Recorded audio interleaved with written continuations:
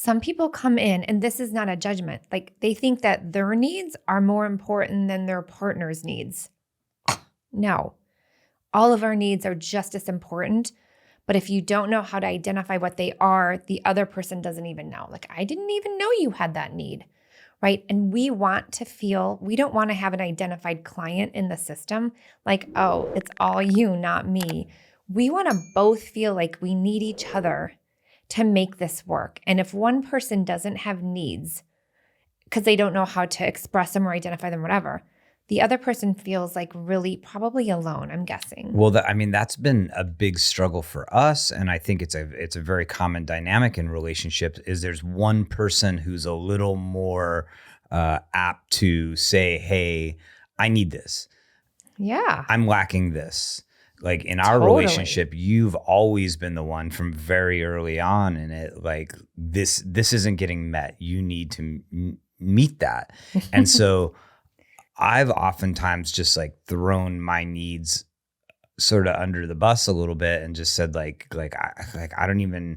feel almost sometimes have felt getting better, overwhelmed by trying to figure out how to meet your needs that I just sort of neglect to talk about my needs. Yeah. Also, when I do vocalize my needs, sometimes it feels like you're just not used to it or something. And you like... It's clunky in the beginning, like, what? You like need me to what? Like, I thought I was just perfect in this relationship. Like, you doesn't need anything. I'm like a really good nurturer. I'm a really good wife. I'm a really good mom. I'm a really good partner, like a really good business partner. Like, I'm just perfect.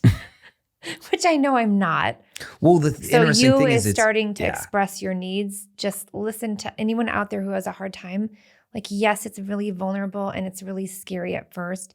And you think you're going to like disrupt everything, but trust that your partner can handle it because they really do want to support you. Well, and I think it always begins with a more generalized discussion of like, is this something we can talk about? Is this something that we can sort of like handle in our communication? And how do we prepare ourselves for it? Yeah. You know, I think that you as a listener right now coming to your partner and saying like, hey, I heard this podcast and they're talking about the fact that how important it is that we identify what we need in our relationship and then we talk about it in a way where it increases the likelihood it's going to happen. Is this something you're interested in? I just think that's always like the best entry point, because if you enter into the conversation going straight to the need, hey, I don't get enough affection, I need more affection.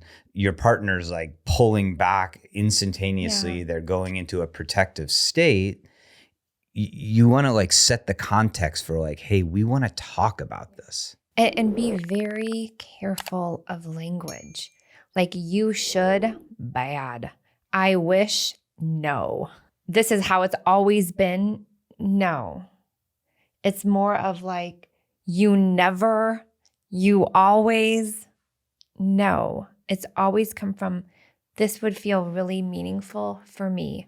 I would feel really supported if this is really important to me. Can we somehow talk about this? The language piece is everything.